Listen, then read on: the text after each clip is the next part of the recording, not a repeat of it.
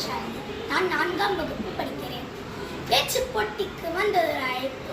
போட்டிக்கு தரப்பட்டது நல்லதொரு தலைப்பு. அழைப்பில் மகிழ்ந்து தலைப்பை புரிந்து என் பேச்சிலே தரப்போகிறேன் நல்லதொரு விருந்து.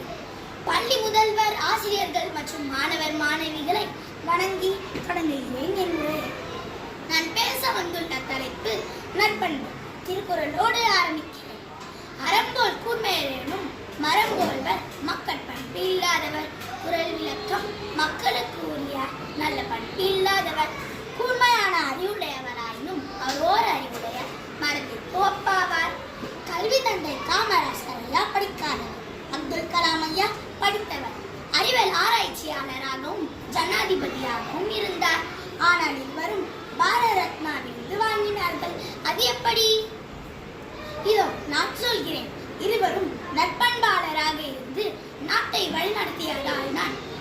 ஒரு மனிதன் உயர்நிலை அடையும் போது கண்ணோடு இருப்பவர்களையும் உயர்நிலை அடைய செய்பவர்தான் நற்பண்பாளர்.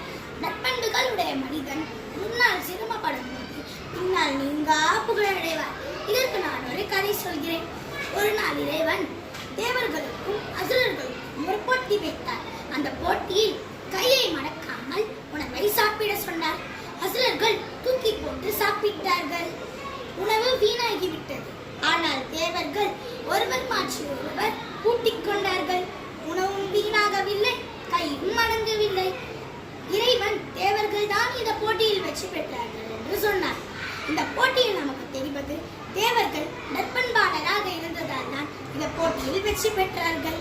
எனவே நல்லதை செய்யுங்கள், உங்கள் நண்பர்களுக்கும் கற்றுக் கொடுங்கள். எனவே நற்பண்பு தான் சிறந்தது என்று கூறி விடை பெறுகிறேன். நன்றி.